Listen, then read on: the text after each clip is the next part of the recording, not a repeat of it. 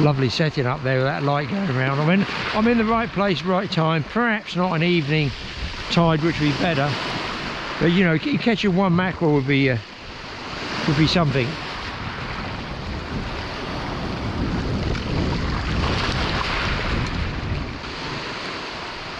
It doesn't hurt to actually throw into a bay as well. Just go across the bay like that. Because the mackerel shoals will push the bait fish, the little white bait, close into the rocks and the beaches as well. They want to get them in shallow water or on the surface.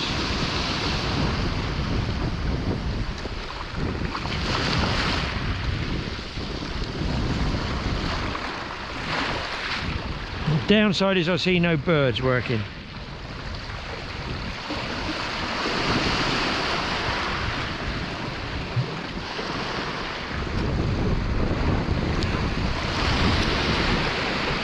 A little bit of weed there. Right, let's try and climb over that side a bit. Oh, is this a booty territory?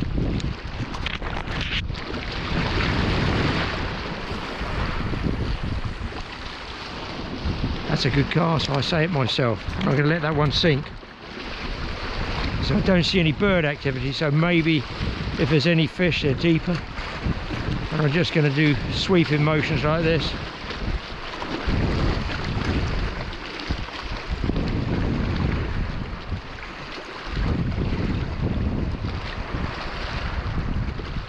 It's not a lead weight on there, it's a lure, so when I drop back it sinks a lot slower, so you can almost afford to pause in between retrieves. Generally you can see small little 1-inch bait fish along the insides, and that's what I'd be after really, is for telling me there might be a chance of a mackerel coming in.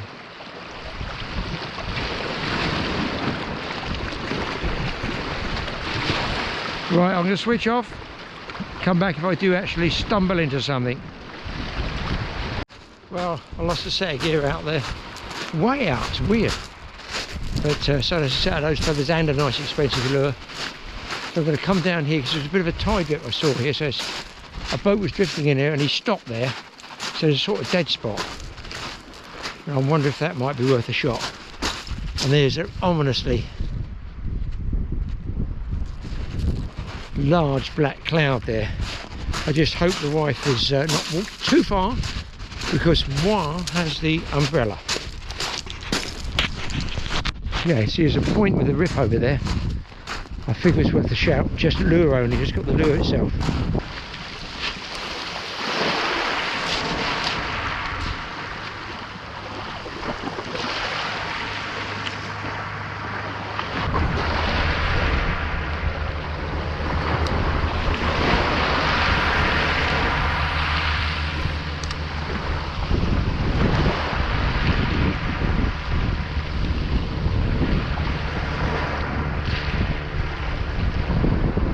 Here comes the oceanic gendarmerie up there. I wonder, would this lure get up high enough? I could hook his undercarriage, pull him down there. It looks like he's smoking a bit, guys. Have a cast. I just missed him.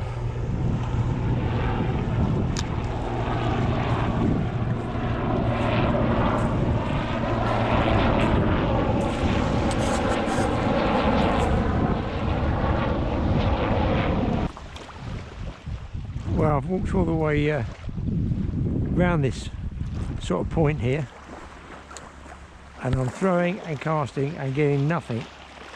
I'm seeing no birds, no activity, no splashing to tell me that there might be some mackerel about.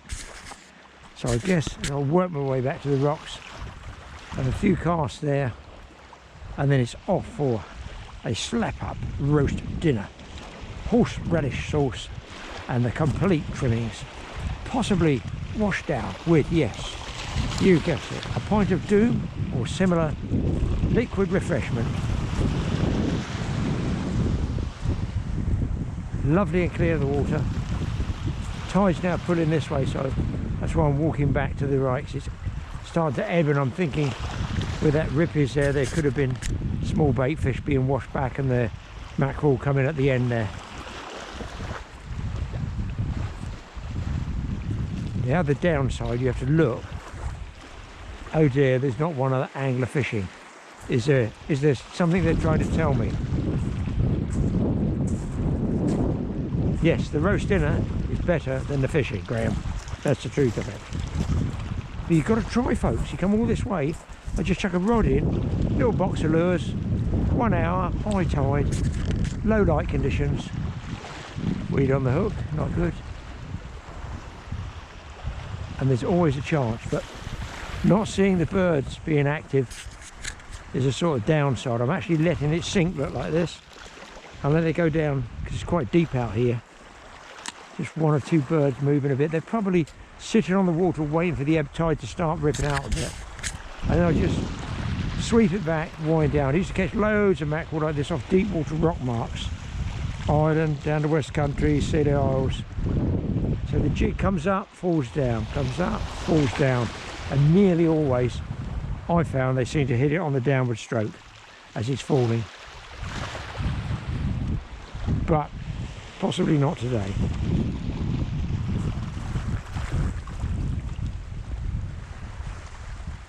Horrendous amount of rain coming in tomorrow, so I really sort of had no choice but to try a sort of bribe with the wife.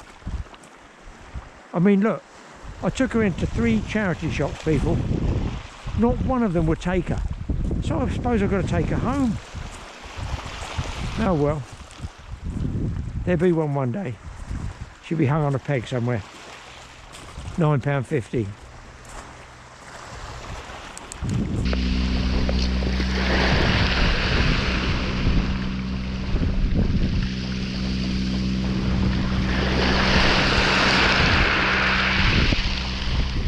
Wow, that's right.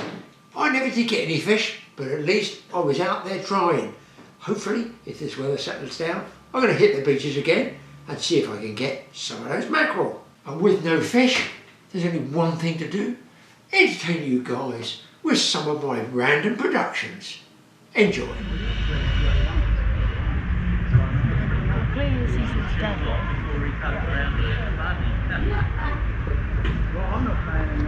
So this one looks like a full conversion to me. Can you give us a run through, or it's it looks yes, I can. Let me full spec on this one, yeah. Chuck this out. Right, this is a 1979 Army lightweight GS Land Rover. It's the ones that come out, the helicopters and stuff like that, yeah? That is correct. That is correct. In fact, the whole idea of it was built so that you could strip all the bits down and fit it into an Argosy. The Argosy aircraft, you could put 2 side by side in this. It's slightly narrower than all the other Land Rovers by about 4.5 inches.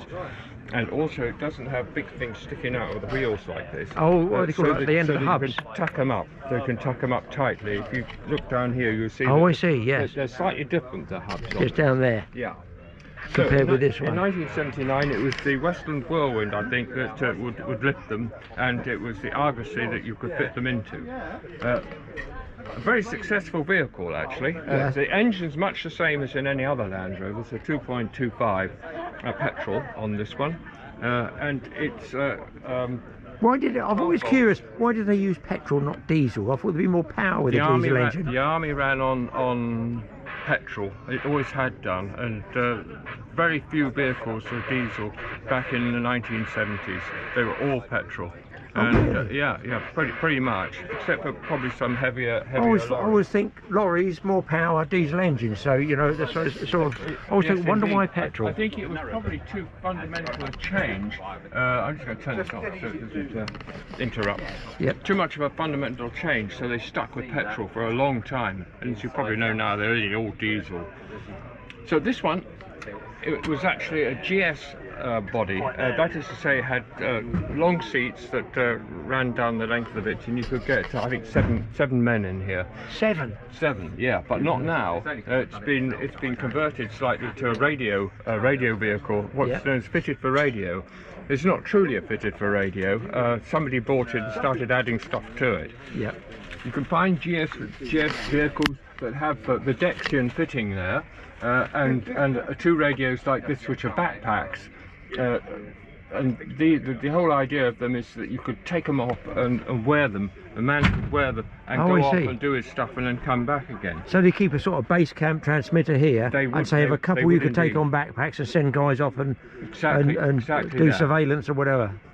Exactly that. Now in this one I've gone a stage further and I've fitted a table here, and there's some batteries underneath, and there are two big sets. This one is a shortwave set, which is shortwave and longwave, and this one here is a VHF set. If you look at the frequency here, the frequency 70.325 I've got in there, and this is just below the broadcast frequency of VHF radio. Like radio 2 is 88 to 90, 95 or something is it VHF, 70 is just below it. So that gives you an idea of where it is. And what range would they have on these radios? What were they, you know, when they're on site, as it were? On site, something like the VHF one there, 25 kilometres. Oh really? Yeah, 25 kilometres or so. This one here, I spoke today to a chappie in Germany, in Remscheid, near Wuppertal, and I did it on this aerial here, which is a 12-footer. And from here? From here. Really? Yeah. So you can do. They great still things work. That's right. They still all work. I'm a radio ham, and my call sign is G0GNE, and I have been for the last 30 or so years. And this is a kind of outcome of a crazy hobby gone mad. Because I've got this, it's got its own 9-meter mast. This one here. Oh, I see. This is an extendable. You can put it, yes, it goes straight up, 9-meter mast, and it's a joy. It really is. I've had it 10 years. This vehicle now. And what is it? Do these change hands mostly within Land Rover enthusiast people? In the main, yeah. It depends how you want to buy. If you want to buy a good one, then you probably look one on a classified ad like Millweb or something like that. And what would they go as a good bodied era? What's the going rate for these things? Going rate? This is 2023. They are going up a lot, and around about now you get 12 to 15,000. Yeah, which is a lot really. But that's one, the way things are going. Yeah. And they're not making them anymore, is the saying. That's right. Not for a long time. No, they certainly haven't. And you got the tools, yeah? Yeah, got the tools. What would this one be for? I see it's a shovel, but is that an extension to something? No, that's the pick. Oh, I see. So it's all on the back. Look, guys, there. Unscrew the pick head, slot it on the back, and then you start digging your own foxhole. Well, hopefully not the grave. Hopefully not. God not. No. Yeah. Hey, can I ask what this is? Not now? Yes, that's if you've got a trailer, if you take this off, you've got the connector to it. And is that the standard sort of what I've got on my fishing boat? Used to be 7-pin or something like that, you know, the modern one? This is a NATO one. So it's is it 12 pin? I think 1, 2, 3, 4, 5, 6, 7, 8, 9, 10. Yeah, it looks like a 12 pin. A 12 pin NATO one. So you can get adapters that take it from 12 to 7 or whatever it is. What was the reason for all those pins? For just running more equipment? No, most of it is lighting and or trailer board. You know, the one with your number plate and all that on it. I think that's pretty much all it is.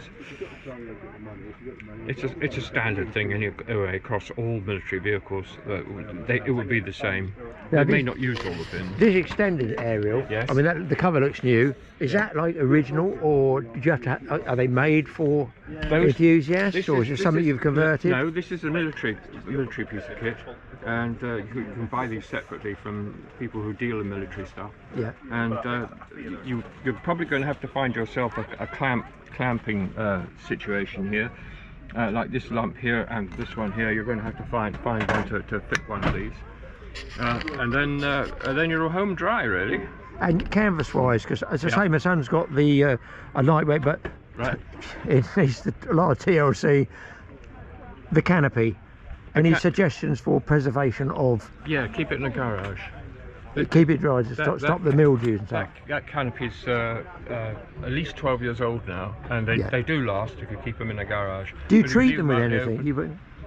Once they start leaking, and they all start leaking eventually, then there's some stuff called Fabsil, I think, which you paint over the top of it. Clean it, paint it over the top, and it should stop leaking then. But it's usually not much of a drip. Yeah, yeah.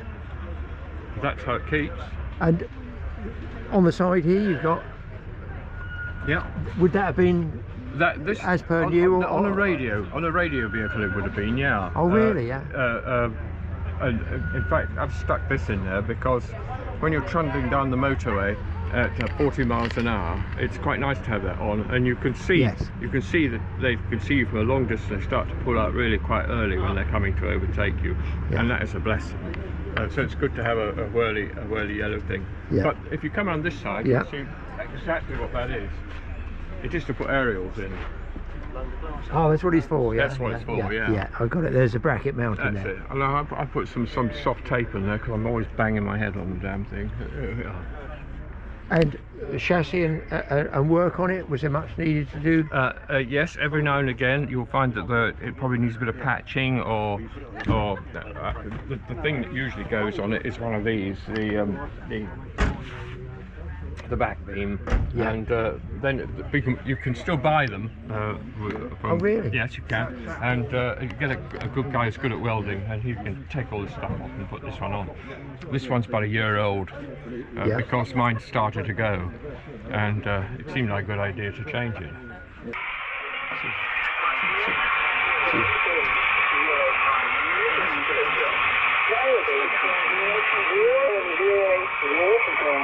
Visibility 10 kilometers or more, cloud. 2,600 feet, 10%, 2.15, QNH1024. And I assume when they're listening to this sort of information coming through, they're going to have headphones, aren't they? Mainly, yeah. Yeah, because to isolate it from outside talk, to concentrate on what's being said. Yeah. Yeah. 2,500 feet, traffic 7,000 feet. 2.13, QNH1015, Did you come over to your arrangement? Sparks and Wilts. Oh, no, sounds stupid. What would you have in there? Well, I've got packed lunch, your sunglasses and stuff. Yeah. It's fell off. Let me pop it on. It's had a knot. You stick the thing through the hole.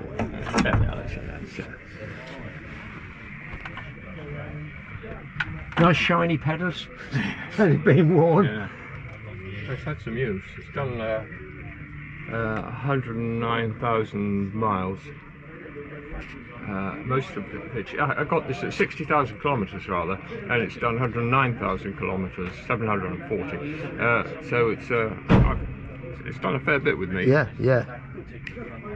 And the thing is, it's not when it was used, it was definitely not on the road most of the time, was it? So it's had they would have all been there to be hammered. Well, this one was on Porton Down, the Defence Biological. Towards Salisbury Way, yeah. Salisbury, and it was probably only a range vehicle. Because it's got quite big ranges down there.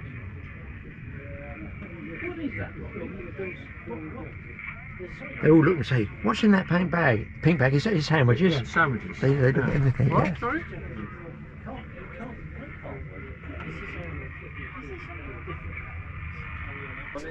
On my son's one, he's got the wheel on the bonnet, but there's also a bracket on the back door. Yeah. Why is the benefit of that? Because he has a slight dent in there, and if the rain comes, it puddles up.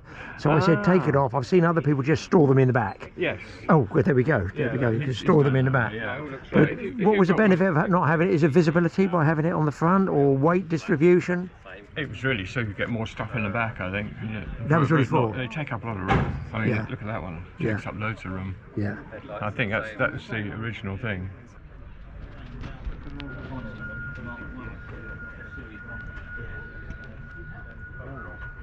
I think he had stuff. I'm calling that the HT lead. Is that one?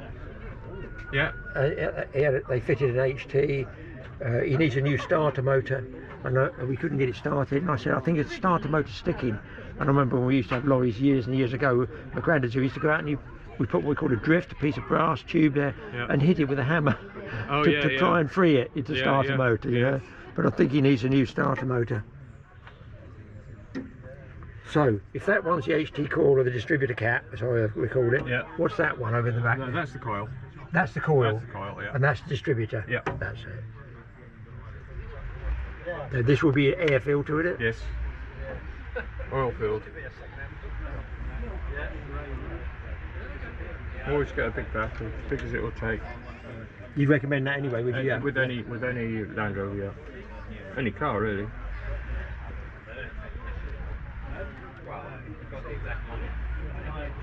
Is this the alternator? Yes, yes. When you look at the throttle linkage and stuff like that, it's basic, isn't it? When you look Very at it. basic, very basic. That's a Zenith 361 carburettor, 361B actually. And what's the little padlock there? That is my That's the money box. Yeah, I've got my hydraulic jack in there and Oh, a I few see, other yeah. odds and ends, yeah. So instead of one fan belt, is that two there? Yes, it's got doubled up. Yeah, I've never had to seen that change before. one yet, touch wood. Really? No, no. So what? It's just Not one 10 for the. years. That'd be one for the water pump for water cooling, would it be, or one for the alternator? No, they're both for the same, do the same job. Oh, they both. I can see it now. Yeah. Both do the same job. Good. I wonder why they made two like that. In case one breaks, can you run on one? Yes, you could, a bit, yeah. Yeah. I remember years ago they used to say you have to get a pair of women's nylons and tie it round. Yeah. I think. In the middle of the war, I don't know where you find the woman is the main thing. Good luck. Yes. And these two down here, what would they? There are relays, and I can't remember what they're for now. What are these? I forgot, to be honest. To do with the that radio, one. would that be? No, more to do with the vehicle. One's probably a regulator, and I don't know. I'm guessing. Yes, yeah. The other one, this is the yellow lights, the blink. Oh, your relay, strobe. Yeah. No, these. Oh, I see. Indicators. Yeah. These are the indicators. This one here. So a lot of this you can still purchase, but would you have to get them from what a vintage guy that's breaking them down or something? Is it, or? From that, and also there are quite a few people that deal in spare parts for Land Rovers still. There's quite a lot of Land Rovers around, so yeah, there's plenty about. Just Google them. Google the bit and see who comes up with it. And inside the actual units there? Inside of this is a large chunk of green box, and the idea of it is that whatever frequency you dial up on the radio, it will match this aerial to what the radio wants to see, basically. And it'll go whir, clunk, clunk, clunk, and all the rest of it, and then the radio will be happy. But you're still only using the same aerial, so it's just an antenna tuner, really. Yes, yeah. But it doesn't tune the antenna. All it tunes is the bit between this and the radio. So the radio thinks it's seeing a proper aerial. Yes, I see. It means you can bot. It's a bot, really. It's a means to an end. Just to They're a make means to an end, yeah. And you get the odd, I've got to call it, it's not oil leak or spray or whatever you call it. That always happens, is it? Yeah, well, that's a bit of ooze from the steering box, and we check that every time it goes in, and it doesn't seem to have lost. Do you have to like years ago check oil, everything every time you ever run out? You got to check everything. Not as often, no. I check it once a week, something like that. It doesn't use much. It leaves quite a lot lying on the ground. And I don't put a lot in there. It does about something approaching 1 litre per 1,000 miles, which is somewhere in that order. Which actually for an old, almost feels like it's bearable, isn't it? Yeah. Yeah. It's bearable. To put it into context, the worst your nice new Audi should do is 1 litre 1,000. They'd regard that as in spec. Oh really? Yeah, but they do better than that. They hardly use any oil these days. And some I assume have a winch on the front. You know, you got. I see you got the tow rope and stuff there. Yeah, I got a tow rope there, but no winch.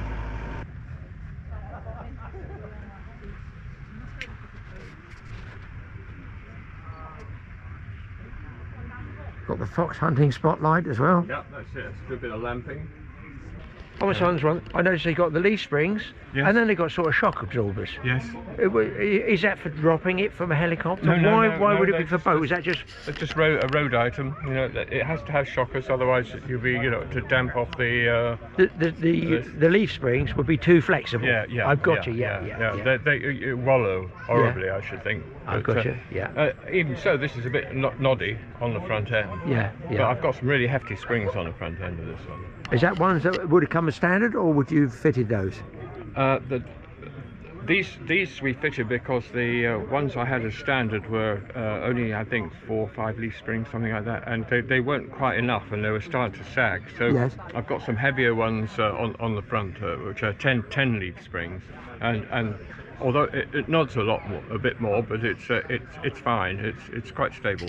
I was ITN sound recordist for years. Oh, and BBC and all that, really? So I know what you're up against. Wind, yeah. Yeah. The thing is, when I do the edit, as people know, I'm sorry to bore you people, we're going from Land Rovers to filming now, is when you get to the edit, I haven't the facility, I've got a reasonable edit suite, but you try and dull the wind, but you've done the voice as well. That's the problem. And even if you have the throat mic, it gets rid of the wind, but you're dulling everything else, you know. Yeah. And if it's the vice versa, if you want to bring it up, you're bringing it up, but then you're bringing up the sound over there where the guy's got the chainsaw going or the motorbike. So sound is my downfall, really. You know?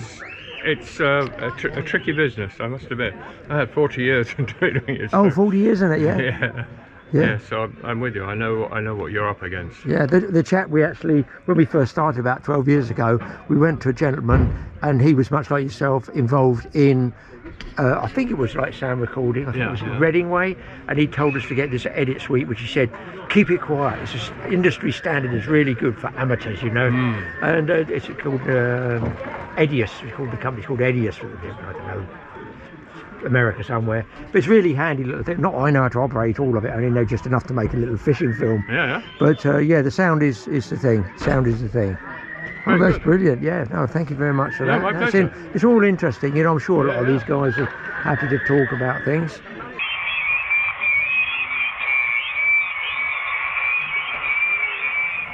Yeah, we're doing a demonstration of apple juicing, and because we can't let you have the juice that's coming out of there because it's not sterile, we're just kind of give it as an example of what. Yeah, they just suddenly just disappeared. Right. So firstly we need to, you take all the, no. So who's ever made cider before? It is, yeah, you've done the Christian bit. Cider into water. Okay. Now, this is my DIY kit. Okay, it's not sterile, so we can't sell it, and I can't let you pay. What I can do, like to try juice from the museum apples. Feel free to buy it at the ticket office, which is great. But what you can do is start.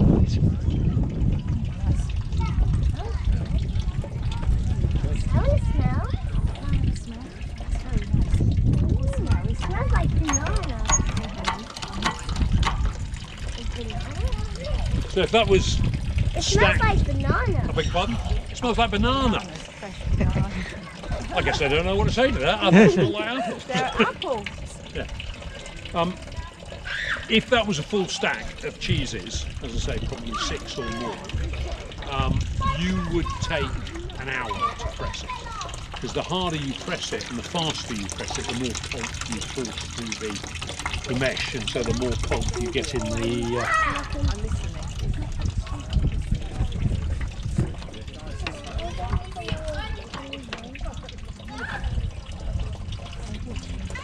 So all you would do, if you wanted to make cider, juice, as I say, is incredibly inefficient.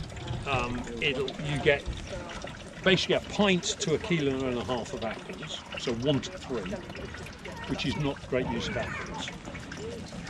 It's not like a preservative, because once you press the juice, it won't keep 3 days, and that's refrigerated. It can go in summer if you're pressing early. It can go, and it's warm in the sun like today. It could go off in a day. Right, so like most things, a good way of preserving it is to turn it into alcohol, which has its benefits. And it really is remarkably simple to make. I don't know why more people don't do it.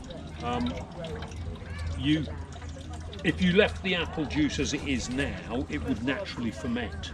Okay, but you haven't got much control over that because you don't know what their contents are, etc., etc. So what most people do, I make fizzy cider. I don't genuinely see that. I have loads of punch-ups with friends because I just don't see the point in flat cider. You may as well drink apple wine. But there are other opinions are available. Fizzy cider. It is the cheapest, without question. It is the cheapest and easiest. So we've got a monumental antique road roller. Great big steel thing.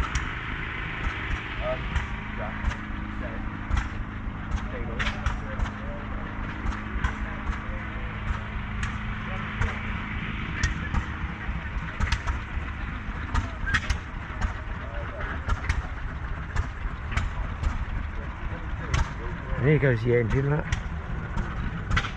Weird sort of belt system there with a fan. What is that for? Is that the main engine? I imagine not. Well, what does it do? It says the radiator. Who knows? And this is called a Blackstone. I wonder how old that one is, road roller.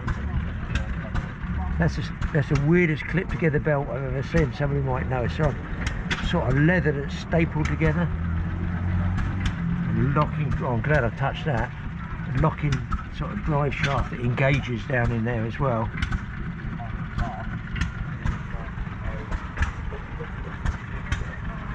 Tow stuff here. Colossal wheels, you cannot believe how much they must weigh. What a creature. And a smaller one here. It's more of a sort of what I call a standard road working roller. This one's called an Aveling Barford Limited, Grantham in England. Same sort of system at the back there, those belts, which I find unusual.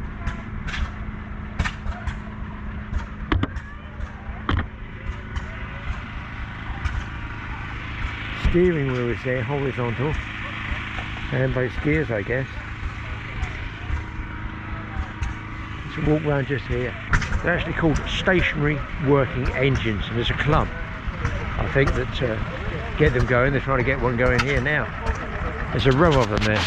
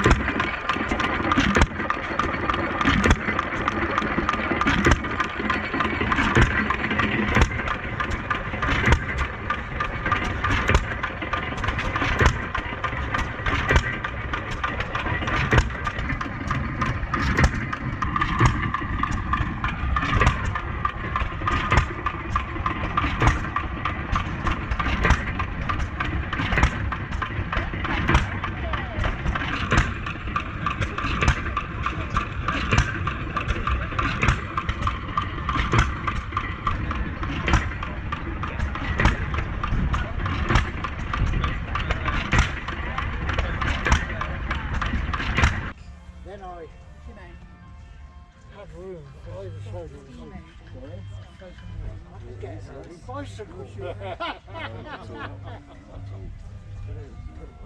I went to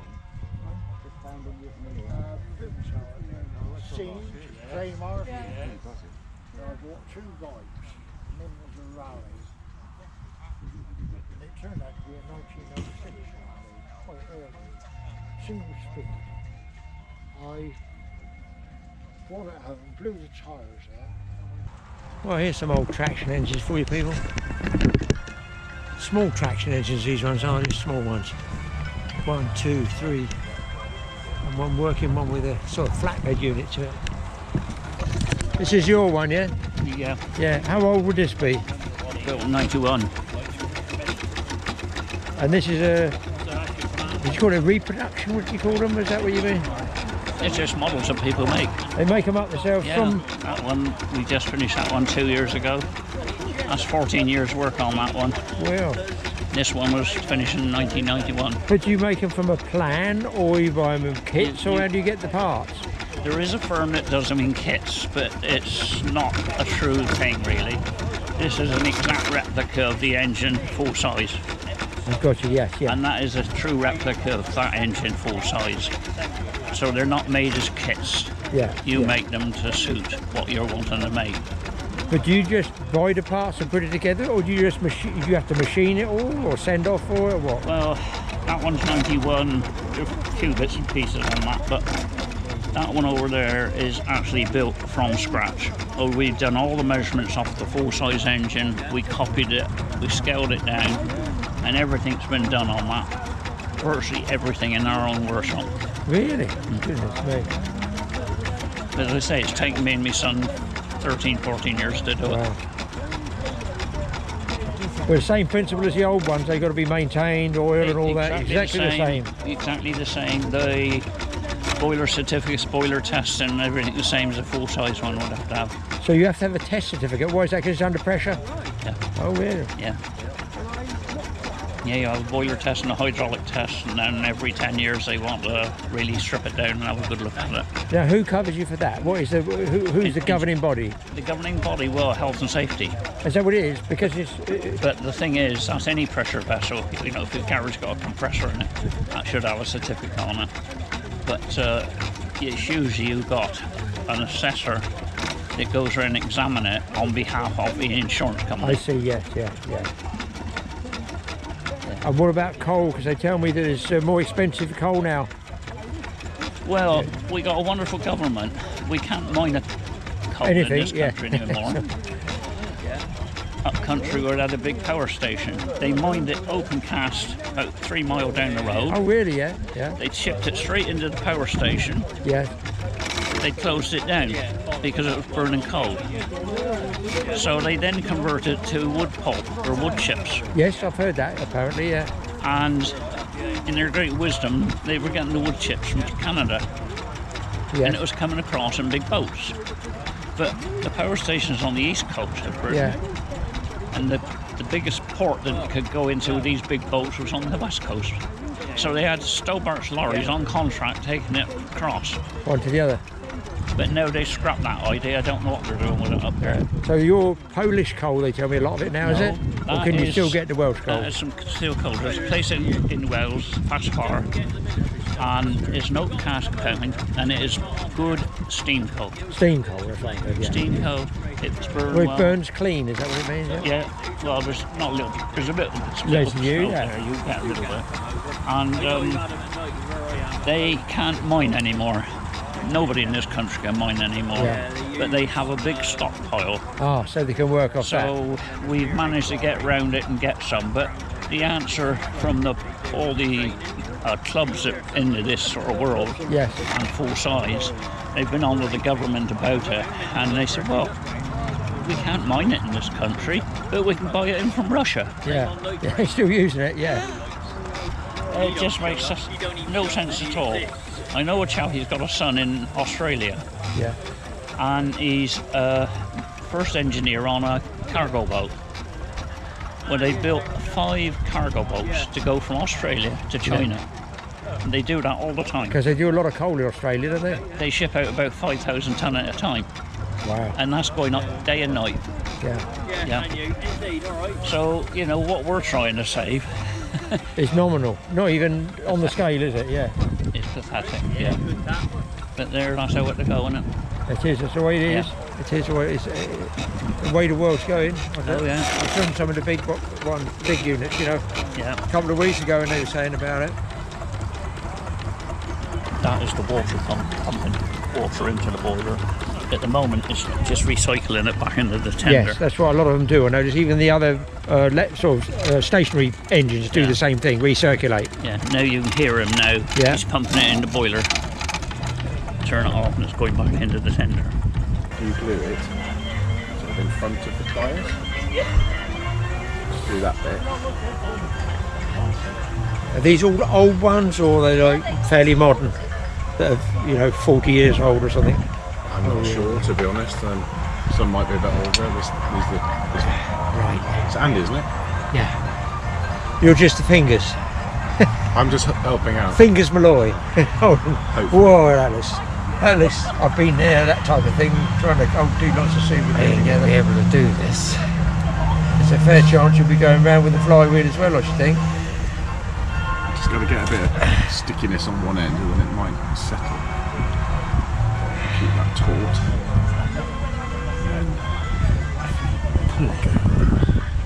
Pull it. Put it, yeah.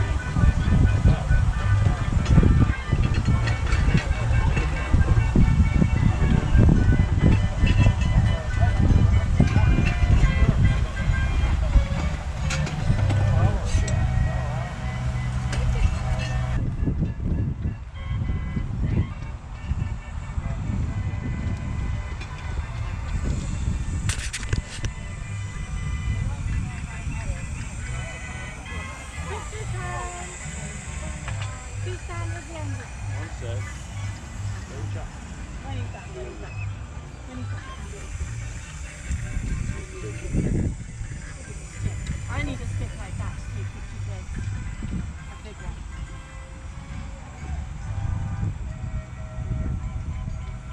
Put it on like a really long stick.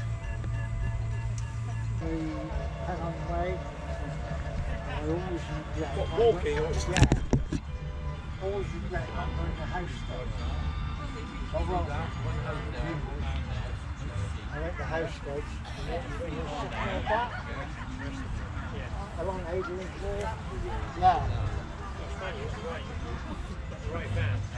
Oh yeah. Yeah. All those go in there. Those go in there. take it apart. Obviously, take it apart. What? Take it apart. No, they all Straight in. fed in, yeah. There's a sequence.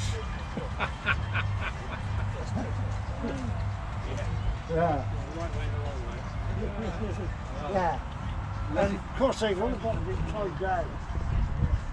Because they mustn't move. They mustn't move. They've got to be. Yeah. Love your hobby you have. Wow. This is it. It started off, motorcycle. So I thought, I'll put a trailer with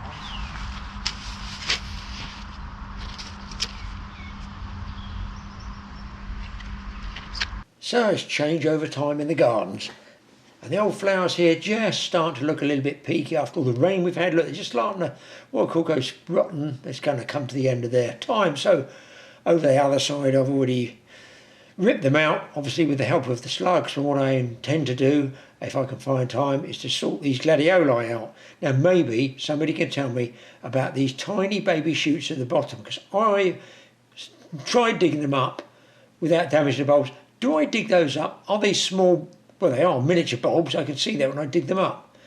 Do I leave them there? I'm better up to, plant them separately. Is there a gladioli expert out there can tell me? Because there is a potential for next year's crop or the year after. So you've all got it. And the Lavatera here, last few flowers, I would guess might last a week or something like that. But my problem being I've let it grow and it's tripping the sensor, which I've seen up there, as you'll see rather, that I've taped it off because it's setting the lights off all night when it's windy, which is very expensive given the cost of energy. The roses, well look, there's a bloom and there's a bud. I guess that bud's not going to open with this weather, but we've not had such a great show of roses this year. How have you guys found it? And as well as the gardening inside, I've got to do, yes, we don't throw anything away in the Pullen household. The wife wants me to glue her shoes, so that's going to be in here in the workshop. Bit of a mess, people. I know you shouldn't put shoes on the table. I've already been told off by that by another commenter, but it's the way it is. What does a cobbler do? He has a workbench or table. Ah, what does he do? He has to have them on there to work. So I'm going to get some Gorilla Glue. I can break my leg as well. Well, that's handy. If I break my leg, then I'll be able to get the Gorilla Glue. Oh dear, there's a gentleman over there that could be on a one-way ticket. I've been looking for him. You guys won't see him. Mr. Squirrel there is going to get moved on, because if he gets in the house and shreds your electric, the house, but there he goes, yes. I've got just a thing for him. It's small and it's 0.22. So there you go, Gorilla Glue. What else have I been doing here? I know what's going to happen. I'm going to go out and Mr. Squirrel's disappeared. I have been making with pallet wood a dunny. So for those guys who don't know what it is, a dunny, an outside emergency type toilet. And there, you wouldn't know that, but it's laying on its back like a giant coffin. That's the roof. Now this is Captain Stupid, right? I've got the roll of felt here. So last night I nailed all the felt all over there. Well great, it's painfully obvious that's not going in Mike's car, my car, a roof rack. It's got to be dismantled, so it's only lightly screwed together like this. But of course I felted that, nailed it all down and realised I can't take it to pieces, so I've had to take the felt off to get to the screws. I've also found a roll of DPC for brickwork, which happens to be about the right size as the base there. Can you see that? Now this was a massive pallet. This was a 13-foot, well, just nearly almost 14-foot pallet, so I cut in half. But it saved me a huge amount of time, because it's very unusual, and trust me, I am an expert in collecting pallets, to find a close boarded pallet of 13 feet long and that width. So it saved me a lot of work. Got the handle there. I've actually screwed the door down there, so I can't pull it up and show you. You'll doubtless see it on Mike's channel, TA Outdoors. So now we decided, because this will dry out, it's wet at the moment, not from in here because the pallet was outside. I'm going to stain that brown. We were going to take it up today, but they gave a horrendous forecast and we just can't be bothered to get soaked. And then you dig a big hole, this goes over it, and we work on it from there. But I've also, as well as putting these here to make it rigid, I cut some angle brackets to go like this down there, just like that. I'm going to screw those in at the top and the bottom, so that's all got to be done. So plenty going on, but first, well, given the weather, these, by the way, these aren't mine, that's the grandchildren's. We're giving them to somebody because I hate the colour pink and all those garish colours in my garden. Sorry, but I don't like, it's not really my size. Oh yeah, this went wrong big time. The old circular saw, my goodness me. I've hit enough nails. This must be 25 years old, I should think. It's my property one. I go through all joist, nails, everything with that one. But flames started coming out of it. I could smell it was getting that plasticky warm sort of feel about it. You know, I thought, what's that smell? Because it's a bit strange. Is that the wet wood? No, it's ground about to combust. So that is completely gone. Flames shooting out the sides here. So I've got to try and find another one somewhere. Mike's got a battery one. I'll probably end up getting a battery one because they're dead handy. If you get a battery one, you can move around with it. Right, the bulbs I've got. I know some of you people are interested about what goes on. We went to, this tells you what's been going on. Well, we went out for the day, yes, and there's fishing rods, there's lures in here, a seat for the wife, and then on the way back, oh, some squid lures. I went down Hayden Island, squidding, didn't catch anything. I've got, like I said, for the sake of what they cost, we're going to put some new bulbs in, because I don't have much luck with the bulbs. They don't keep perpetuating each year. But the wife is very taken with Tate-a-Tate. These. No, they weren't free. They weren't free like, you know, you hear about on the news. No, we paid for these at Long Acres Nursery and have the receipt fully covered. We are. As you, I would take them if they were free. If anybody's got any free bulbs, I'll take them. Early multi-headed. I thought they said mullet-headed for a second with my readers. Flowers March to April, but they're only 66 inches. They're just tiny like this. But we noticed this past year that although small, they lasted much longer than the daffs. The daffs don't really last long. So we're going to try some daffodil bulbs and some Tate-a-Tate just here. Just going to put them, make a bit of colour just here. The others I'll dig out there for Tate-a-Tate. The plant here is going to get moved, and I'm going to put some in there, because basically when we come in, you know, if we come in through here, the first thing you look at is this. Put some daffs along there, because this is the area in the winter, spring, after horrible winter, you come to the spring, you want to see a bit of colour. So a ton of work to do, guys. Tate-a-Tates first. So that horrible autumnal rain and wind coming, it's time to put the big boys' toys away, and the barbecue's going away in the shed. 3 barbecues this year. Do you know what I had last year? 3 barbecues. But what's interesting, look at the pond. All the algae is gone because we're not getting the sunlight. That blanket weed is beautiful and clear, makes me want to stock it with fish, seeing it like that. Some nice trout, but of course I have had fish in there, and some 50 odd, and 49 were nailed by Mr. Heron within 24 hours of me putting the fish in. So there you go, no more fish for me. But I've got my own irrigation system for topping it up. The rain off the garage comes down the downpipe. I have probably 20 feet of waste pipe there, balanced by a brick and a piece of drain pipe guttering, and that will help fill it up, because I want a water meter, so I'd rather rainwater is obviously better. What I've also done, I've had these purple wildflowers, which I've moved away from our seating area, because they're on the way out. I am going to keep some seeds back, because believe it or not, I actually grew those from seeds. Look at the damage from the fallen trees. I've got to rebuild all that, and that's something for the future. So I've transplanted those wildflowers here. Now they look a bit sad and sorry, and you think they're dead, but they're not. The seeds are at the top, and there's the leaf still there. So I'm hoping I've just salvaged them and been able to, you know, get a little bed of them there, so they can get established before the cold weather frosts come. And they'll come up next year. As for putting in the new bulbs, I've got an old sawn off piece of, I don't know, it's a shovel, fence, spade thing, you know. And if you just want to do them 4 inches deep, measure off 4 inches deep. This is for bulb planting. Get a piece of electrical tape or anything that's fairly bright that you can see. Roll it around at 4 inches, and generally most of the daffodils seem to be 4 to 5 inches deep and about 4 inches apart, really. It depends, you know, if you want a good spread.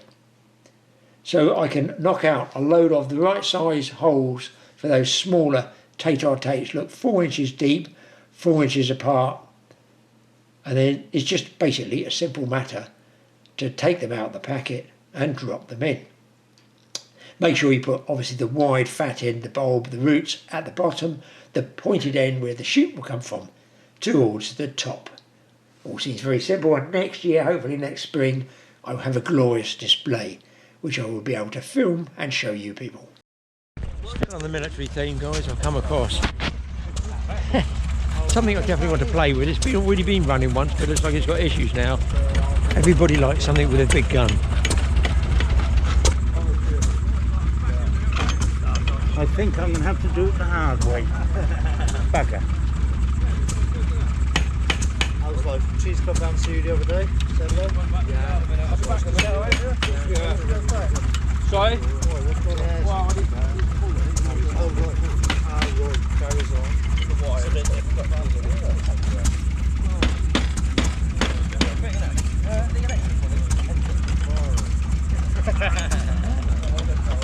That. Oh, hello. I see no problems, he says. Drop grass. casting this, or would it jump to track or something? Hey, jump to track, is it? Well, it has done, but one of the road wheels has come off. So I've got to... What I didn't want to do was take the bloody track off. I've got to.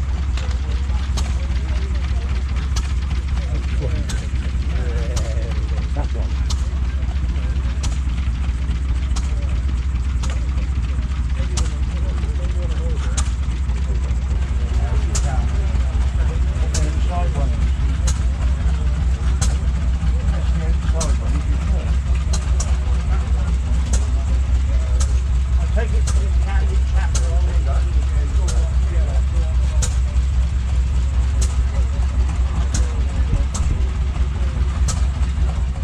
Well, that gentleman never did get that tank going, but not for me to film. I did see it chuntering around in the film.